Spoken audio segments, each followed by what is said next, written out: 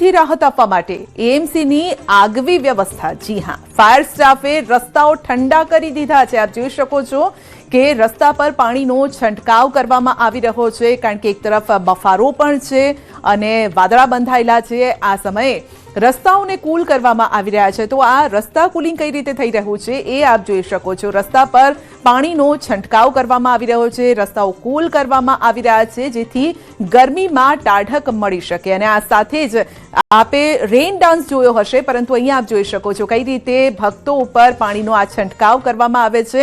તો અલગ આ ટેકનોલોજીથી દર વખતે એક તો એઆઈ ટેકનોલોજીનો સમન્વય તો જોવા મળી જ રહ્યો છે, પરંતુ આ પાણીથી કહેવાય કે લોકોને ભીંજવવામાં આવી રહ્યા છે। વરસાદની રાહ જો કે આપણે જોઈ રહ્યા છીએ, કારણ કે અષાઢી બીજે જો વરસાદ વરસે તો વધારે સારું કહેવાય છે ને। એ પણ આ રથયાત્રામાં રથ ઉપર જો અમી છાંટણા થાય તો એનાથી ઉત્તમ કદાચ કંઈ જ નથી હોતું। જો કે રાજ્યમાં ઘણી જગ્યાએ આજે વરસાદ વરસી રહ્યો છે, પરંતુ એ વચ્ચે પણ કંઈક આ રીતે ટાઢક આપવાનો પ્રયત્ન થઈ રહ્યો છે। ખાસ કરીને ગજરાજો જ્યાંથી પસાર થયા છે, ગજરાજો પાસેથી પણ ગજરાજોને પણ ઠંડા કરવામાં આવી રહ્યા છે।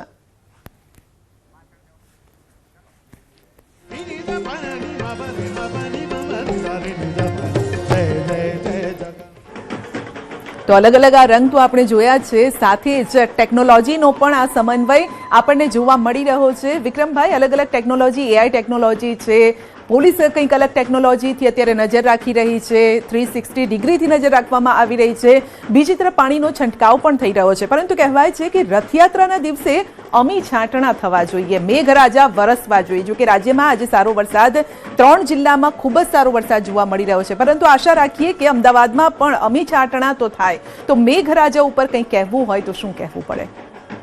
જી સંધ્યાબેન, ખાસ મારે એ પણ આપને ન્યૂઝ 18ના તમામ દર્શક મિત્રો, ગુજરાતીના દર્શક મિત્રો સુધી આ મેસેજ પણ આપવો છે, મારી લાગણી પણ વ્યક્ત કરવી છે કે આપણે બધા ઘર બેઠા દર્શન કરી શકીએ છીએ જગન્નાથજી ભગવાનની આ રથયાત્રાના। એ બદલ ન્યૂઝ 18 ગુજરાતીને ખૂબ ખૂબ લાખ લાખ અભિનંદન છે। એનું કારણ છે કે આ બધા જ મીડિયા કર્મીઓ એટલા બધા ખડે પગે આ બધું લોકો દર્શન કરી શકે માટે આપ સેવા આપી રહ્યા છો। પોલીસ કર્મી, તંત્ર, તમામને તનમન ધનથી જોડાયેલા તમામને ખૂબ ખૂબ અભિનંદન પાઠવું છું। અને ખાસ આપે મેઘરાજાની વાત કરી છે તો એના માટે જ એક સૌથી પહેલા એક દુહો ગાઈ દઉં। હે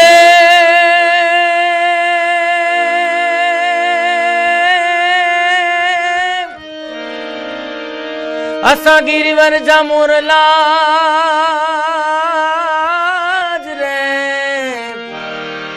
असा गिरिवर जा मोरला यम कंकार पेट भरा असा जी रात जावे न बोलिए ए तो मारा हैड़ा फाट मरा। कच्छी में दुहो छे पण कच्छीओ नुं नवुं वर्ष छे એટલે અસા ગિરિવરના મોરલા મોરલા આમ કંકણ પેટ ભરા, કંકર પેટ ભરા, અસાજી રથ આવે નવ બોલી અમારા હૈડા ફાટ મરા। આજે મેઘરાજાની પણ આપણે વાત કરી છે, એટલે આવો એક અંતરો હું સંભળાવું આપને મોરબનીનો જે બાકી હતો એ।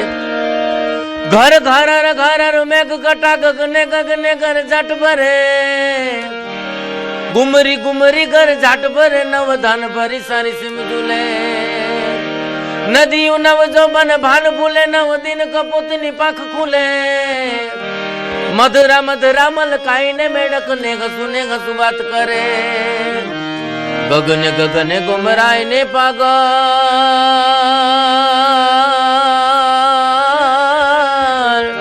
जो ने मेघ घटागर जाट भरे, मन मोर बनी तन गाट करे, मन मोर बनी तन आज मन मोर बनी तन गाट करे, मारू मन मोर बनी तन गाट करे, मन मोर बनी तन गाट करे, मोर बनी तन गाट करे, मन मोर बनी तन गाट करे, मोर बनी तन गाट करे, मन मोर बनी तन गाट करे, मोर बनी तन गाट करे, मन मोर बनी तन गाट करे, मन मोर बनी तन गाट करे, मन मोर बनी, मन मोर बनी, मन मोर बनी तन गाट करे। प्रेम से बोले जगन्नाथ जी भगवान की जय।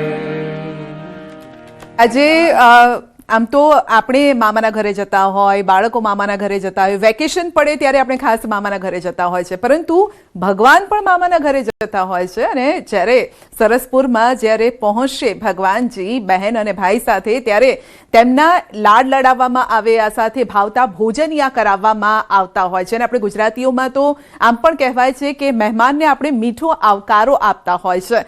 અને કોઈ પણ હોય કે એ જે તારા આંગળિયા પૂછીને કોઈ આવે તો આવકારો મીઠો આપજે રે, આપણે હંમેશા કહેતા હોઈએ છીએ. અને ભગવાન માટે પણ એવું જ કહેવાયું છે.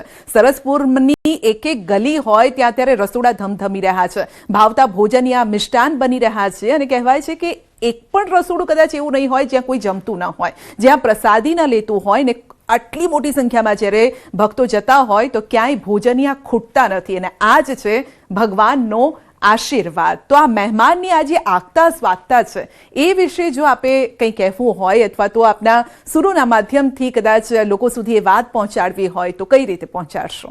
બેન, વાત સાચી છે, બહુ સારી વાત છે કે આગતા સ્વાગતા. અને એનું કારણ છે કે આપણા ઘરે કદાચ 2 મહેમાન આવી જાય ને તો આપણે એની આગતા સ્વાગતા કેટલી સારી કરી શકીએ, એ આપણો એક મહેમાન ગતિનો ધર્મ કહેવાય, એક મહેમાન ગતિની વાત કહેવાય. તો આ તો જગતના નાથ આવી રહ્યા છે એટલે બધા પ્રેમથી વંદન કરે છે પ્રભુને. પણ કઈ રીતે? પ્રેમથી પ્રભુને વંદન કરીએ, જગન્નાથજીનું નામ સમરીએ. પ્રેમથી પ્રભુને વંદન કરીએ, જગન્નાથજીનું નામ સમરીએ. આવ્યો અષાઢી બીજ તહેવાર, જગન્નાથજીનો જય જયકાર. અષાઢી બીજ તહેવાર, જગન્નાથજીનો જય જયકાર. પ્રેમથી પ્રભુને વંદન કરીએ, જગન્નાથજીનું નામ સમરીએ. આવ્યો અષાઢી બીજ તહેવાર, જગન્નાથજીનો જય જયકાર. આવ્યો અષાઢી બીજ તહેવાર, જગન્નાથજીનો જય જયકાર. પીળા પીતાંબર અંગે શોભે, મોર મુગુટ બાજુ બંધ સોગે. પીળા પીતાંબર અંગે રે શોભે, મોર મુકુટ બાજુ બંધ સોહે. ગળામાં હેમનો છે હાર, જગન્નાથજીનો જય જયકાર. હા, વિચાર કરો, હેમનો હાર જ જાણે છે જગન્નાથજી ભગવાન. હો ગળામાં હેમનો છે હાર, જગન્નાથજીનો જય જયકાર. બહુ અગત્યનો અંતરો મારા દાદાએ લખ્યો છે. સરસપુરમાં આનંદ આજે, મામેરાના ઉત્સવ કાજે ઉડે. શેરે રંગ ગુલાલ, જગન્નાથજીનો જય જયકાર ઉડે. શેરે રંગ ગુલાલ, જગન્નાથજીનો જય જયકાર. મગ જાંબુનો પ્રસાદ વેચાણો, જગન્નાથજીનો મહિમા ગવાણો.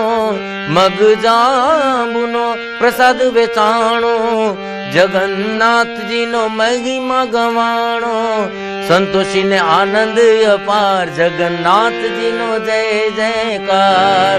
સંતોષીને આનંદ અપાર, જગન્નાથજીને જય જયકાર. પ્રેમથી પ્રભુને વંદન કરીએ, જગન્નાથજીનું નામ સમરીએ. આવ્યો અષાઢી બીજ તહેવાર, જગન્નાથજીનો જય જયકાર. આવ્યો અષાઢી બીજ તહેવાર, જગન્નાથજીનો જય જયકાર. જગન્નાથજીનો જય જયકાર, જગન્નાથજીનો જય જયકાર. જગન્નાથજીનો જય જયકાર, જગન્નાથજીનો જય જયકાર.